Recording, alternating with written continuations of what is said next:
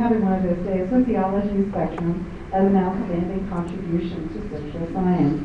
But Dr. Dyer actually had shared with me some really interesting facts about his family while we were driving around today, and I really would like to open this up with him sharing those interesting facts with you as well. So I'm going to turn it over to Dr. Dyer and ask him if he wouldn't mind sharing where his passion for education came from. I think this is working, yes? It's working. Okay, yeah, I guess that, well, thank you all for being here, and thank you all for being here again, a loyal audience.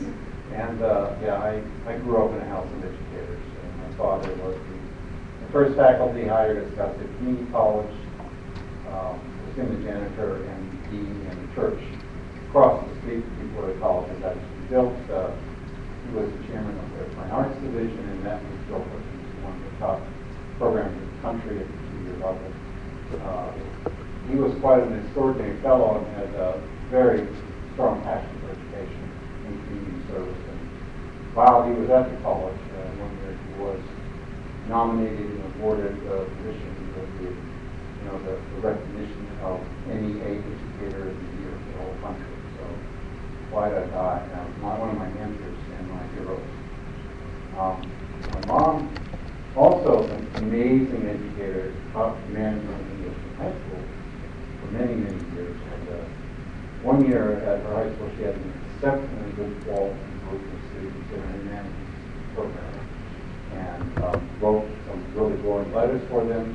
They went out to several very prestigious institutions. And that year, the next year, she got 3 letters from 3 different professors. One of the places was Princeton University.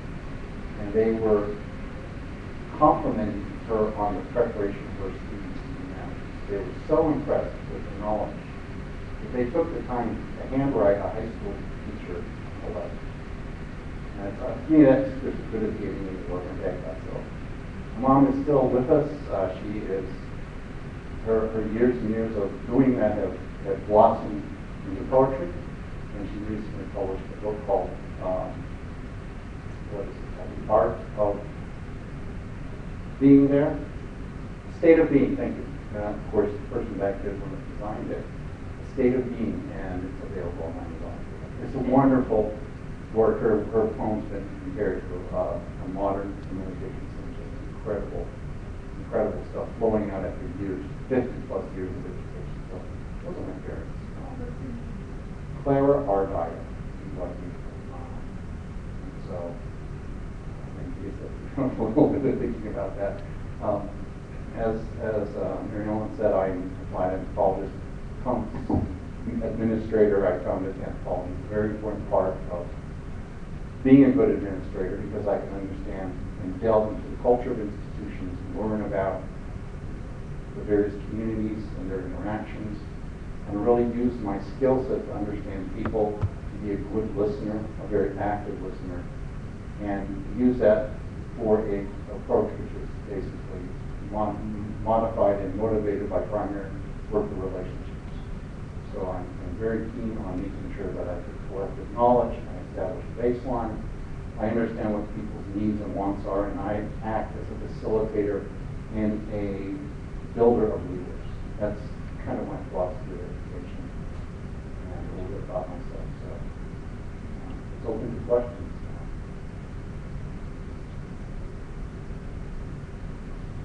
Okay. All right. Thank you.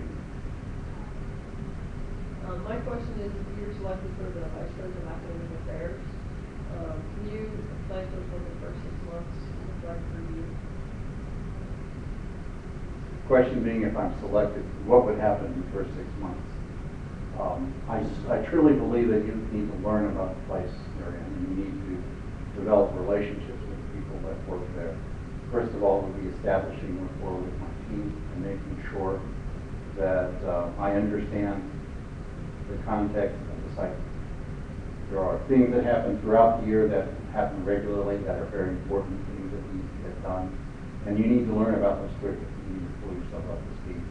Before I would even start, beyond the due diligence I've already done, I would probably be contacting and communicating with various campus leaders in their roles and talking about things that I would like to do with them or talk about and maybe plan with them during those first 6 months, if not the first 90 days.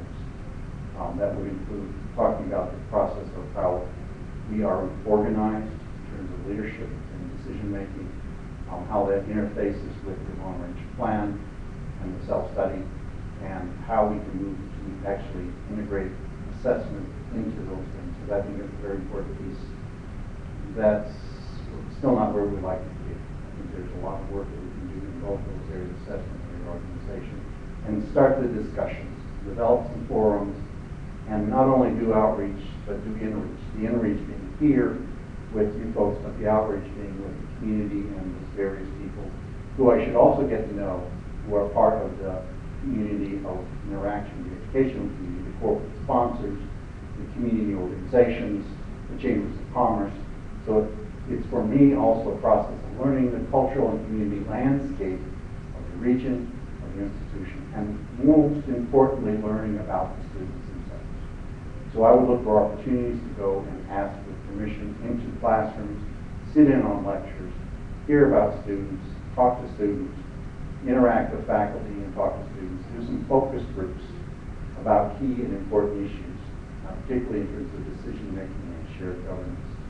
I think if I did that within the first 6 months, that would be a very, very good start, but also then work with the president on his agenda, which I believe and I think is formed, has been formed, and it continues to be formed by a very dynamic relationship between the community, the faculty, the staff, and the administration. And so learning all those pieces, learning those places where people are interacting outside the campus would be important in that first 6 months. And besides, I would want you to get to know me as a leader and administrator. What is my management style? How do I think? How do I interact with people? That's a very important piece as well. So you're feeling comfortable, and we feel comfortable with each other. And that's all about building trust. Because without trust, you can't go forward. And trust requires repetition, requires proof. So if we're working on things, say these first couple months, and we decide to say, well, I would like these actionable outcomes, and those are achieved, that's a trust building event. So we'll figure out those. But those are going to be figured out in part as a collaboration, as a collaborative effort as to what are the priorities that are already here, what are the strengths that are already here, and where can we go with those. And there are a lot of other things, the curriculum assessment, et cetera, we could talk about. But I think getting here is important to be able to get here and open up those discussions.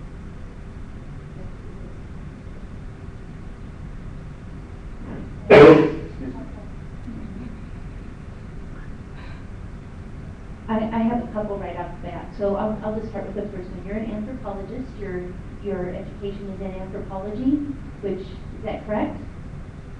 In part, yes. In part. I'm also a biologist, Oh, certified yes. fish biologist. I have a master's degree in biology, so I'm kind of a hybrid. I also have a doctorate in journalism. Even better. So can you tell me how your love of the sciences, because in order for you to get these advanced degrees in science, you must have loved science, Oh, yeah. and how your love of the sciences translates into a love and leadership position in academics. That's the first thing I want to ask. Okay. The question being about love of sciences and how that translates into administration. Well, my love of the sciences and my educational pathway started out when I was taking a course in fishery biology and reading The Tragedy of the Commons by Harder. The Tragedy of the Commons describes how people will compete for resources until they're all gone and they're unable to restrain themselves in terms of that event to conserve for the future. It's now been shown, well, the tragedy is bogus. I published things contradicting that. But I realized I needed to know something about people if I was going to manage what they define as a fishery. So I started to study in parallel anthropology and fishery biology and saw the tragedy. That evolved into an interest then in human ecology, which has to do with the interaction between people and their environment. And so the areas of conservation management, natural resource modeling, conservation, disaster research, which I've done all over the world, and assessment of programs, including programs for the Commerce Department, EDA, AmeriCorps, USAID, and other clients involved. And it was in that looking between the lines between human and the natural, the science and the social, that this interest evolved, because I realized that institutions were human ecological events, that education was a human ecological process. And it started to fascinate me when I saw interactions with deans and how they molded their ideas with faculty and what were the outcomes for students for the institution. And how that was also influenced by local culture itself and by local, let's say, priorities. You might think that across the country that a lot of community colleges have the same thing, but I found that it's not true. There are different things that are developed in different areas, in some cases related to that environment. So that interest sort of burgeoned and grew in. And one of the things I really found I was good at and I enjoyed was building things, using knowledge of the human condition to create and build institutions, to build programs, to build curriculum that benefited people, that benefited communities. Because applied anthropology is fundamentally community building, where you go into an area, you learn the people, you work with the stakeholders, you find out what are their needs, what are their aspirations. Unfortunately, for many, many years, anthropologists would go out and sometimes do more harm than good, because these people became almost a social experiment for them, and they would be extracting information but not giving back to it.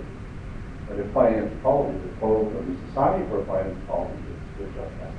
This human ecology thing evolved into an interest in institutional ecology, which then evolved into opportunities for leadership. And I found out that because I had done all this work and worked with communities, people all over the world, that it was a natural for me. It was something that I enjoyed. I love the outcomes. I love the way I could help students and help faculty help students and see the whole thing grow and prosper. And that's kind of how I ended up where I am. Excellent answer, thank you. I changed my second question, so now I'll have some other questions if they'll allow me. Mariana will allow. How did you become fluent in Spanish?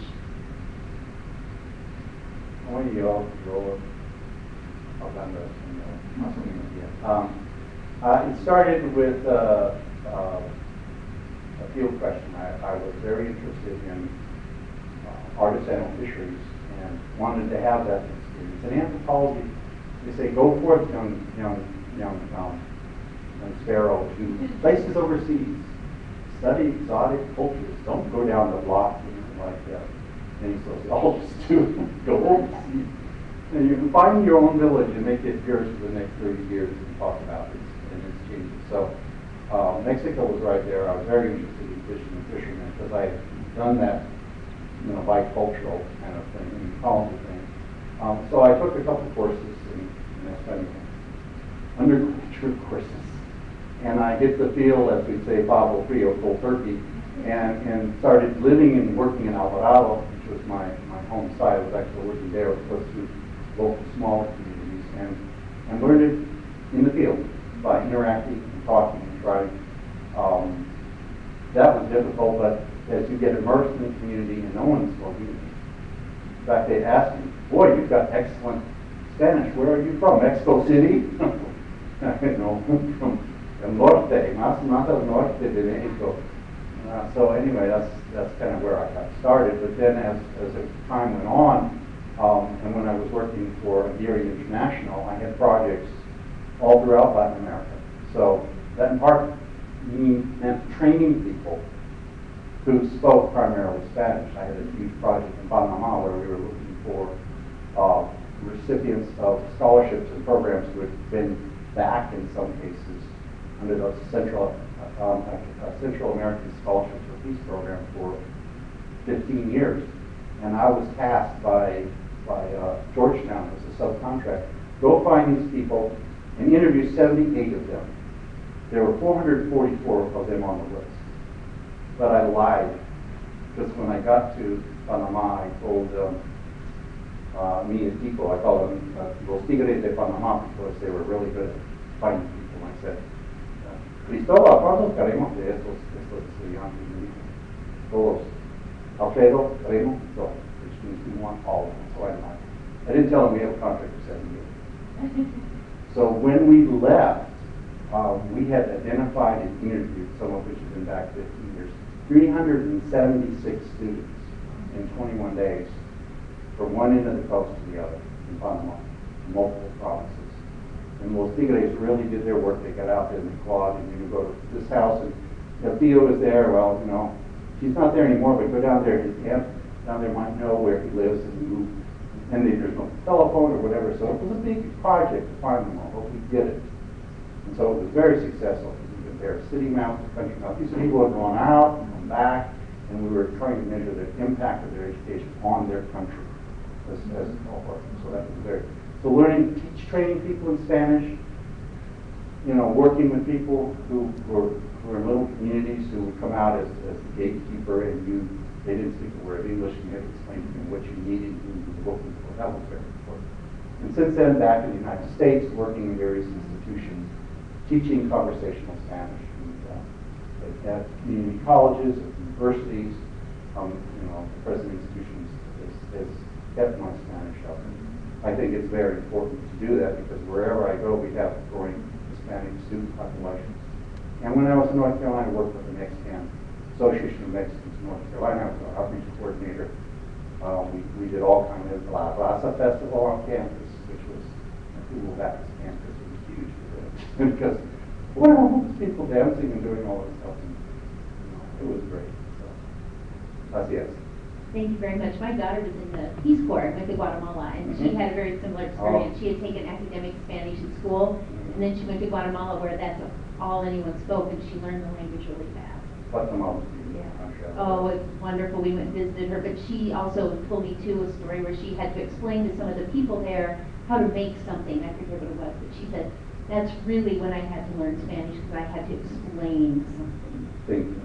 Pensando en español. Yes, abstract thinking, and put that in. She said that's when I knew I could really speak Spanish. So thank you for that great story.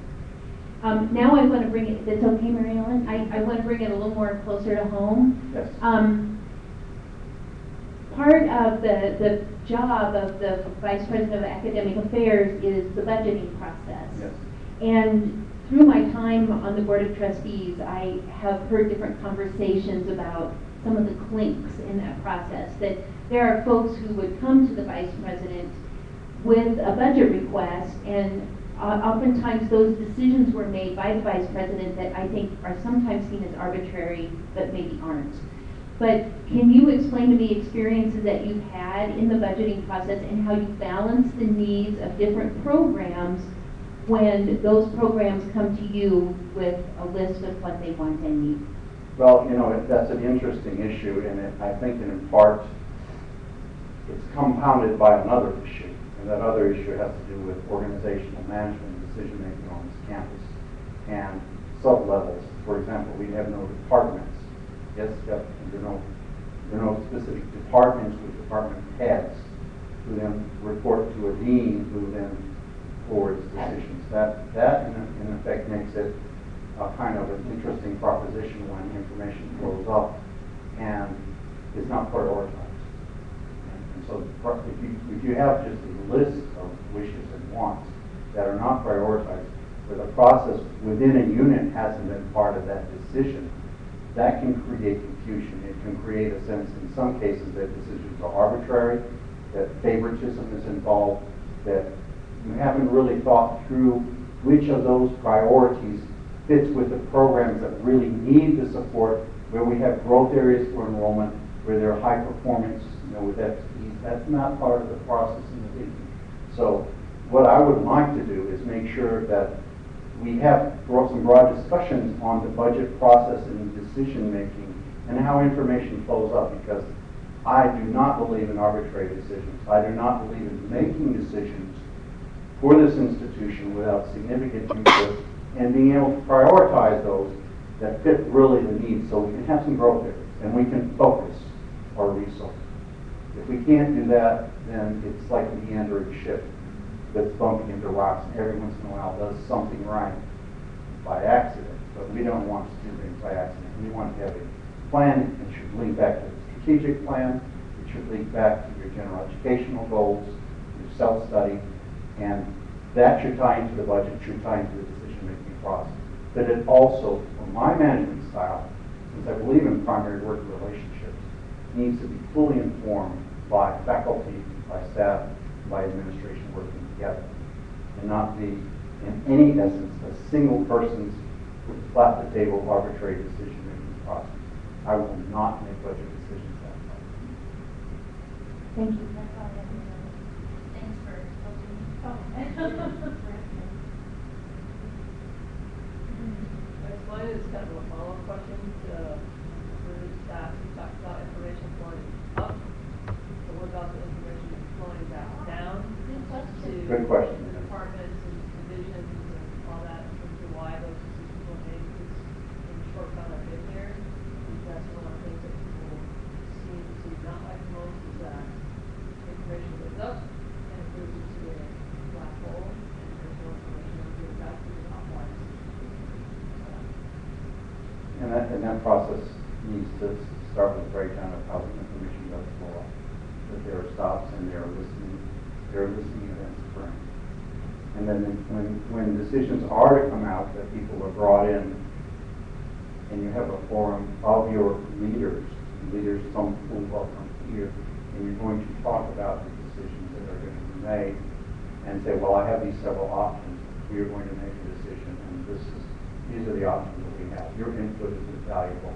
So I want to make sure that people from the bottom understand, first of all, that they've been listened to, that they've been part of the process as the information goes up. And when it comes back down, it better come down. Well, it's like this way. You would never write a grant for the National Science Foundation without a budget that had, a budget sheet that explained each particular item and why you needed that money for travel, for supplies, etc. Without, that budget explanation sheet, you're not going to get any money. I need to be able to justify my decisions, that I want to do it based upon a process of bottom-up feed, and top-down decision-making, where that top-down is part of a process that goes like this. So I don't believe in black holes. I've never lived in one. I know they exist theoretically. But from an administrative standpoint, I have an open budget policy, an open decision-making policy, and I want as much upflow. But then once the decision is made, people should know, yeah, I recognize why that happened. I recognize that process. I recognize that information and that input. I had a hand in that. Now, that doesn't mean everybody's going to be happy all the time with the decisions. None of us are, because resources are limited. But a key point in that is prioritization and identifying where you're trying to go and what your focus is going to be. And that's something we want to establish from the get-go with people who are in the trenches, and then with the mid-level managers and on up the chain. So I'm not making decisions in the vacuum. I never would do that. I want to make sure that as much as possible, my role is to facilitate success, to facilitate put down a resource, the areas of need that will allow us to prosper and will fundamentally support our students and make them successful. So I'll have some priorities, and the students are my priority above everything else. What's good for that student population? We're all here to do that anyway. But then we build from there in terms of other kinds of needs, institutional needs, efficiency needs, assessment needs, faculty development needs, and you include those in the decision-making process. But if I'm the VPA, it will not be, there won't be any mysteries, I hope, when it comes to budget. There will be active, proactive engagement in the decision-making process. I actually have a couple of questions myself, if I could jump in. You thought I was out of questions, didn't you? Not really. I heard you mention a couple of times today about the NSF grant, and we've done a lot of wonderful things here on campus with grants. Could you tell us a little bit more about the NSF grant that you're currently working under? Is it now that you're working with an NSF grant? No, right now on campus we have a Title III grant that we've gotten in the last 2 years, and also a TRIO grant we've gotten. And I just finished writing a grant under the CDC, Center for Disease Control, which is called Fit Community. And that's a $1.4 million grant, and it's a collaboration of 9 county health departments in the Ozarks with the university and the physical education division, which actually I'm the division chair. It's kind of bizarre, but I'm in charge of student success as well as physical education as a division chair. So I'm up here, but I'm also down here. And it's with that group plus the Ozark Medical Center and all their clinics, which are in rural areas. There is a rule right now in the medical professions and allied health that if you have a client who comes into, let's say, your center, and they have a condition, let's say, that's related to adult diabetes, and you provide them with a treatment pattern, they go out and they come back a month later and they're worse. The question becomes, who's responsible? You are.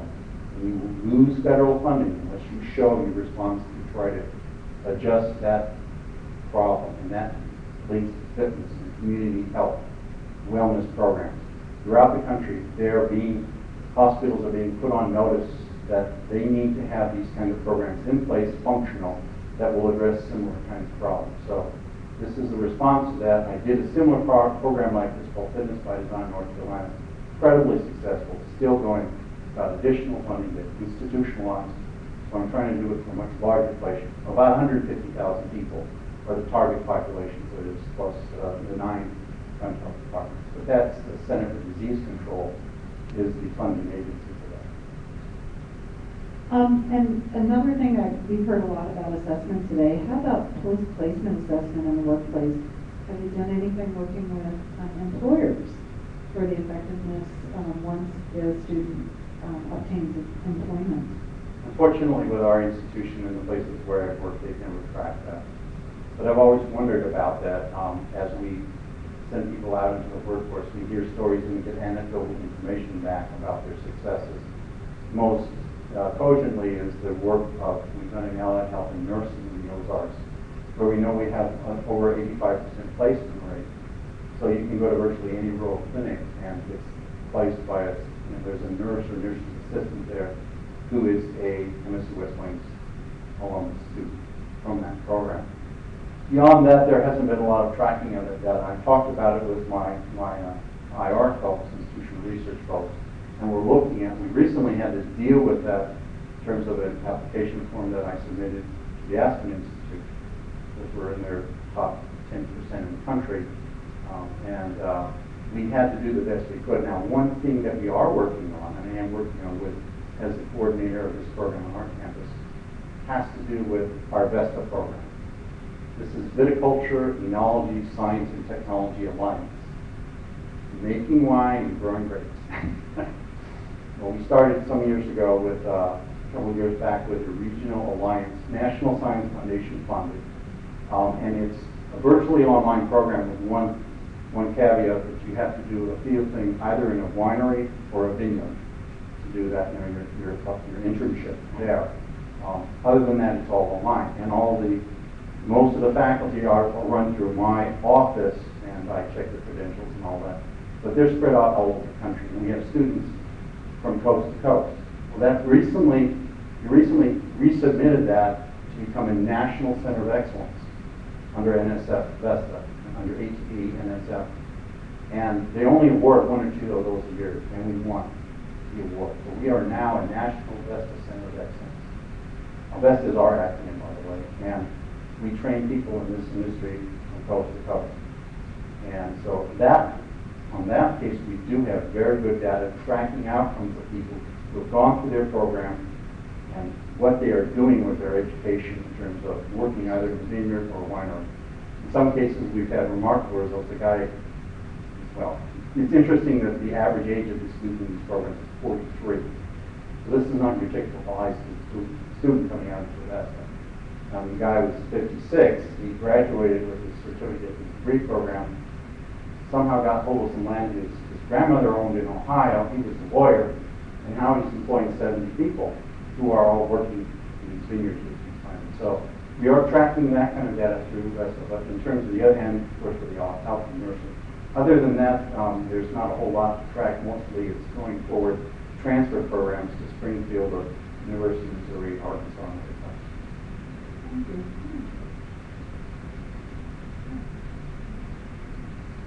You have a lot of questions as well. No. Can you talk to us a little bit about your philosophy of conflict resolution? Okay. Conflict resolution, the philosophy of conflict resolution. What is a conflict? A conflict has to do with people who have difference of opinion and position, and where there might be resources involved.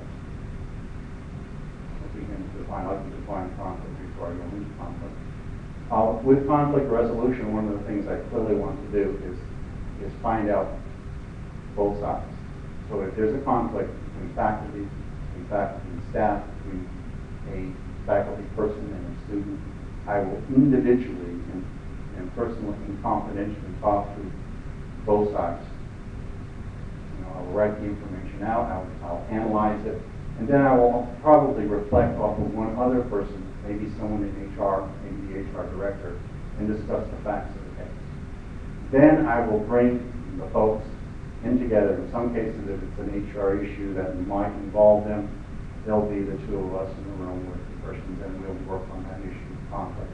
What often I find is conflict often has to do with perception, people's perception and interpretation of fact, which may be different, and it may not necessarily be that they're necessary, it's unresolvable, but by having them both express their views and seeing where the common ground is, then we can resolve conflict. I'm very much opposed to conflict in principle, as all of us are. I try to maintain and push forward the positive energy and working environment. My one mantra to faculty and staff wherever I've been is very simple: be kind to each other. If you follow that principle, then great things can happen. So, in short, that's how I dealt with conflict. Professionally, out in the real world, I found that conflict resolution, particularly with the groups that I work with, which were fishing organizations. For example, I represented the Concerned Shrimpers of America when I worked in the Gulf Coast. I worked for the United Maine Lobstermen Association, and I represented a group of lobstermen who had lost their livelihood from a disaster event where they used malathion in Long Island Sound to kill virtually every animal, put 1,200 families out of business. And so, in that terms of the conflict, it was a legal issue. I did the depositions with a group, a smaller group of fishermen, because I had done pro bono work at the end of a larger study right there, and represented those fishermen to the legal firm, provided the data. The individuals who were on the chemical company were so far in the wrong that they didn't even go to court. After they read the depositions, they said they put their hands up and settled. So I've worked in that realm, but I've also worked inside academia in terms of trying to resolve those conflicts between faculties and faculty, staff, faculty and students. And sometimes student and student, because I've had students beating each other. And I remember I brought two students into my office who started to do that in the classroom, and I used humor and deflection behavior to resolve the conflict. I said, you think you guys have problems and that you're weird to each other. Well, let me show you something weird. And then I put a picture of an emu. I said, now this is weird because this appeared in my backyard. Here's my wife's hand taking a picture of an emu. You know what an emu is? No, I just got, well, by the time we were done, they were buds and shook hands, and we never had problems with them again. So, emu factor, who knew?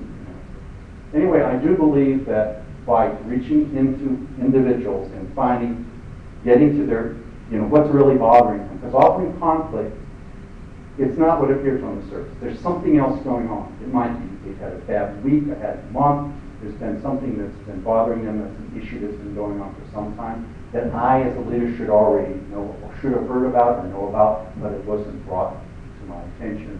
And getting to those underlying issues is also a very important process of conflict resolution.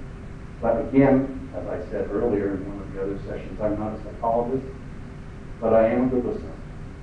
And I will take the time to listen and work towards resolution, and as long as it takes. Sometimes it takes couple weeks or more. But I'm usually very successful in resolving conflicts. Okay, thank you. One other question. I just lost it. What's the union with it? Give me a story. It's a true story. Go after she I'll come I have one more question that kind of follows up with that, with what Val just asked, and it's not necessarily conflict, but perhaps a lack of understanding. You know, I know you've heard this several times today, and you may have, and I believe you've already addressed it. I'm going to just ask it one more time, and for my own sake. But you know that we're all very passionate about the jobs that we do here on campus. Yet the jobs that we do here on campus are very diverse. And I think that between that passion and the diversity has created those silos that you've heard over and over again today. And besides just sitting us down in a room and having us converse with each other, what other strategies could you use to help us all have a better understanding of why the other person is so passionate about what they do? That's an excellent question. So the question, in fact, is when people are working in so diverse roles in different areas and different silos, and you want to resolve an issue or there's passion involved, how do you manage that? Or create awareness. Or create awareness of it. The way that I do that is have people do presentations for each other. I, for example, have my student academic advisory service group, which does all the tutoring, mentoring, counseling of students. I bring them into my academic leadership council, and they do a presentation on their whole process, step by step by step. And then we ask the questions: where do we interface? What is your role? And how would you help support what this group does for you? That's how I do that. I find out where the stream. These are all connected to each other. It might seem like they're silos, but if we're to be an efficient and effective institution and produce and best serve students, they can't ultimately be silos. They have to be centers of activity that are connected to other centers and all flowing towards mutual benefit, like a one-stop for student enrollment and tutoring, for example. These are the way I manage these things is to let people be informed about each other's activities, and to do that on a regular basis. For example, with faculty orientation, with per course orientation, there's a whole revenue of people coming in who have different roles, and they are informing faculty of what they do, what they can do for them, what they can do with them, and what resources are available. And then active question and answer period, so they can, get to know each other. In other words, so instead of insourcing, it's relationship building. It's instead of fundraising, friend raising amongst the individuals in the campus, and they really get to know and appreciate each other and what they have to face in terms of challenges. I think that's very, very important, because we all have challenges in our silos, and we all have challenges in our roles. And I think those challenges are often beat down, mitigated, or defeated by that kind of communication. Because often the challenges are due to institutional isolation, and people on this end get to hear they're not understanding what's happening on this end. And so it's, well, how do you make that happen? Bringing people together, having them make presentations. We recently, in the summer, we had a faculty, leadership retreat with all of my leaders. And the enrollment division, the vice president for student services came over and gave a full-blown presentation with select members of his team about their activities and their roles. For example, my threshold grants, which have to do with college access, so they go out in the community to do all these things to recruit. They have the FAFSA things that they help them fill out. They do a whole series of very useful activities to get students into college. Well, our group really didn't know what they knew they did these things, but what did they do exactly? Now they've developed appreciation. I've encouraged communication between them. Sometimes individual faculty, for example, in that group, have something to add. They can go out and they can spot these people and talk about a particular program that we're focusing on or trying to grow. And so it increases collaboration and communication. Talk to each other, Emails are good. If you really want to talk, get on the phone. If you really want to talk, go and have lunch. So that's how I've dealt with that, and it's been pretty effective because these are finite silos. These are finite problem solutions. They don't go on forever. They're not insurmountable. But the best way to deal with them is collaborative. Thank you.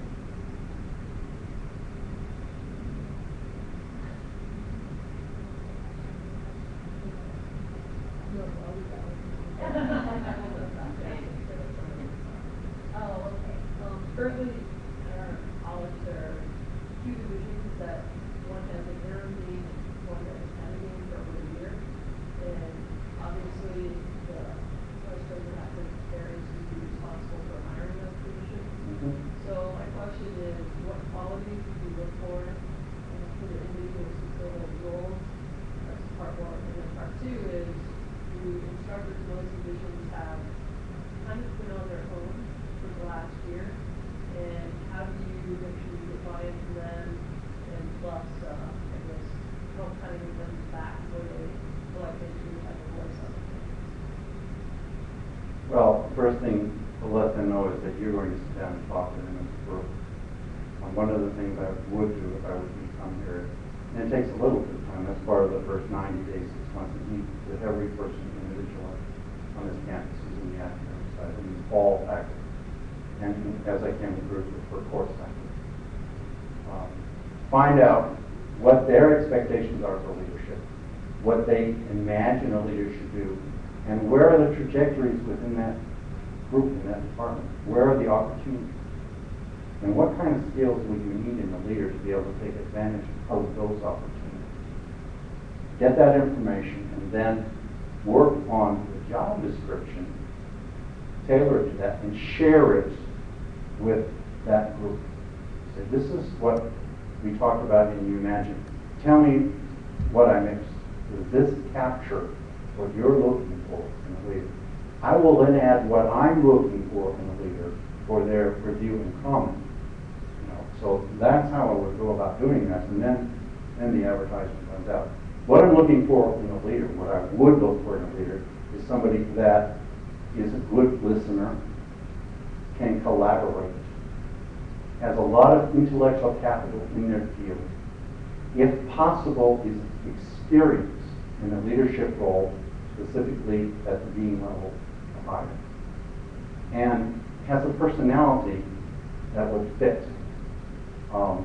I again have emphasized that I'm not a punitive leader. I never have been, never will be. It's not my personality. If I had to do that, I would quit being an administrator. I can't do it. And I've been incredibly successful not doing it. Giving people that spark. Being a macro manager, not a micromanager. I think micromanaging kills creativity. It stifles productivity. And it isolates people. So I would want someone that had some of those qualities and characteristics. Certainly someone that could relate well to our president and buy into his vision of how we would run this place. And someone that would, of course, fundamentally connect to and be acceptable to that group of people. So they're going to have to be very much part of that process, and it would have to be done early and aggressively. That would probably be one of the very first things that would happen when I step on this campus, is because those positions are important. If we're going to move this ship forward, we need all hands on deck, including those leaders. Thank you for that question. It was a really good question. It's important. Good job. Good job.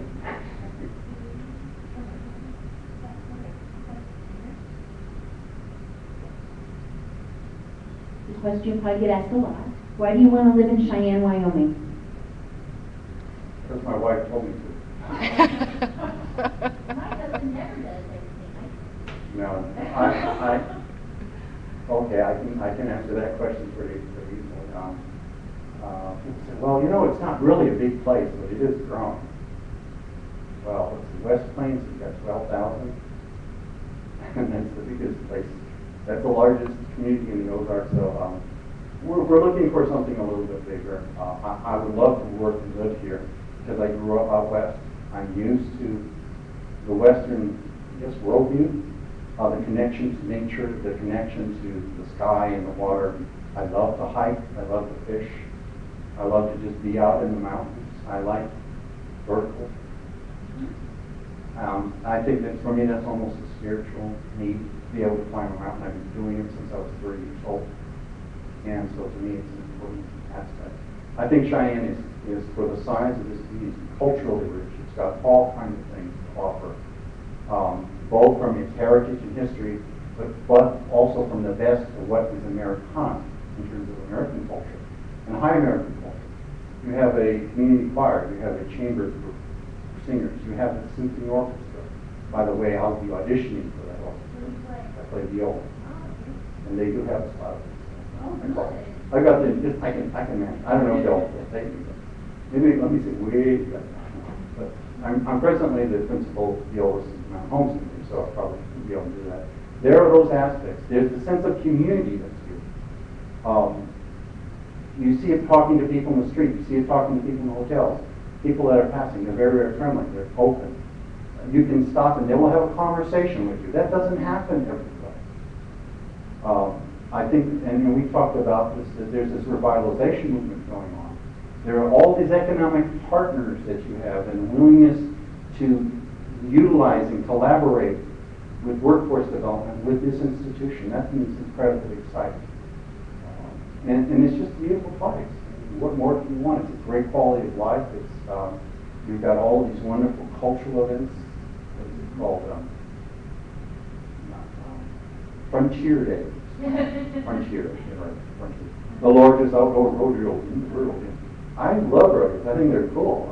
I wouldn't dare get on one of those horses. They're bulls, but I like to watch other people do it. I think it's a lot of fun. I love horses. I love riding. My father was a great horse next to the west, and so those are some of the reasons. Where'd you grow up? I grew up in Arizona, in the Valley of the Sun, Scottsdale, but my dad and I spent a lot of time tooling around and going to places all over the state and spending hours and hours and hours without hiking in the desert, taking photographs, just watching animals, picking up rocks, collecting fossils, doing all that neat outdoor stuff.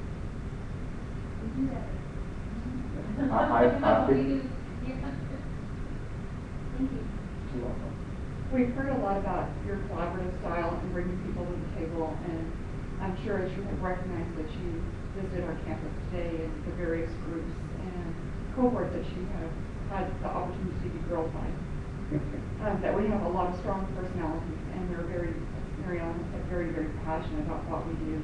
And I truly believe that our campus, in every single group, has a passion for the students. However, whenever we have these types of passions involved, sometimes we can't all come to an agreement on the way something should be done, our money should be spent, a process should be applied and employed in place. And can you please give an example of how you had to make that hard decision that this is what's going to have to happen? Okay.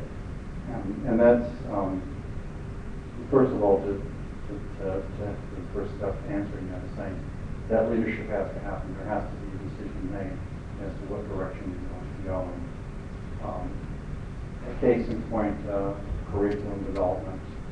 With the faculty that I presently have, there has been a conflict between the associate applied science programs and the general educational programs, and identifying who we're going to hire next in faculty. What is the next one in place?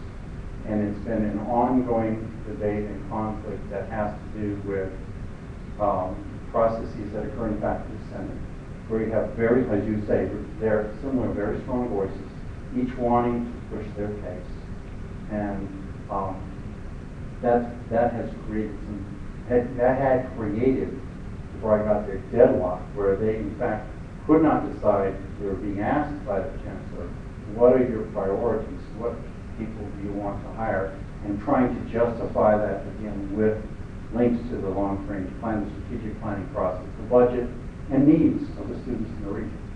So it was languishing, and it wasn't getting anywhere. And so what we did is work with them in broad discussion groups. I had focus groups talking about what are the needs and how do we connect to those needs.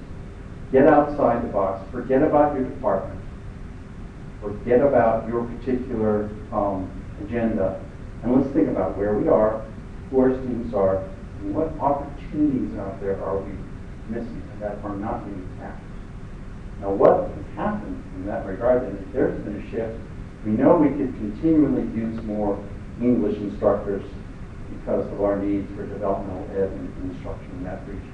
So that's an ongoing need. But one of the things that hasn't been done there is that they haven't really connected in terms of the agriculture, agribusiness component.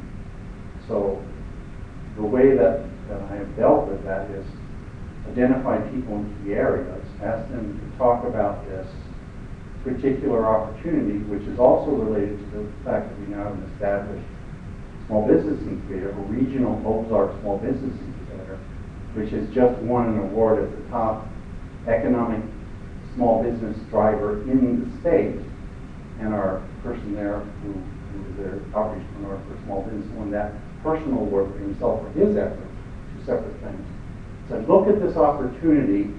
Where are the people that we can interface with that on this campus who are interested in that? So this isn't something I wanted to push and bring to faculty senate and say, well, this is a curriculum need that will better connect us to the land. Over 50% of all the people in that region own or directly relate to someone who owns 5 acres of land and more. So it's part of the history and it's part of the heritage. It's how everybody survives and gets by. So the case in that point was to try to provide information to them to make this decision, to get over this deadlock, get over this conflictual, morass, and get them to agree that this was something that they could all support.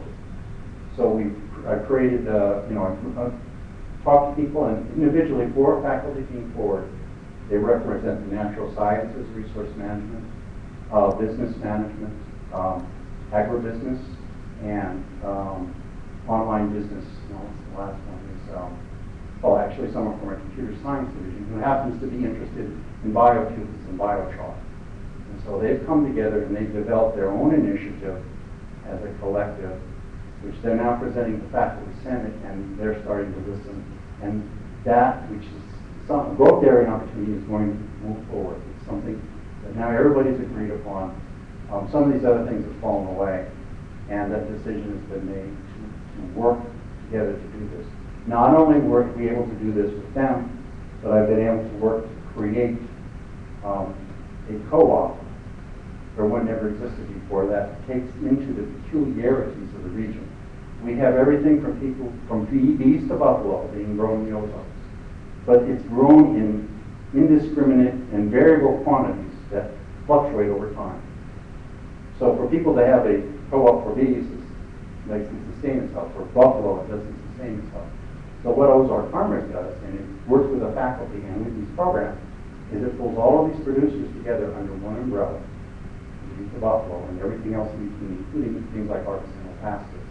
And they're collaboratively working to develop markets, including a grant for a USDA packing plant, which will allow them to package their buffalo and the grass-fed beef and sell it beyond the bounds of the circuit. And we're also linking that to other things that I want to go into it. That's a case in point of trying to work with that morass, identify priorities, and move us all forward. Part of it is getting people passionate together, getting people passionate on the same page about something that they can all get behind and decide that this is something that we all want to do together. And now, of course, that's hard and it takes work. And it's not easy, but it can happen. And it's I've been able to do it there. Thank you. It's just about time. Anyone have any last questions? Well, thank you so much, Dr. Dyer, for answering yet more questions for us today. We very much appreciate it. Thank you all for excellent, probing, and significant questions that have been very thought-provoking for me, and I've really enjoyed this experience. Thank you. Many thanks for all of you coming back. Thanks for being here today. Yes.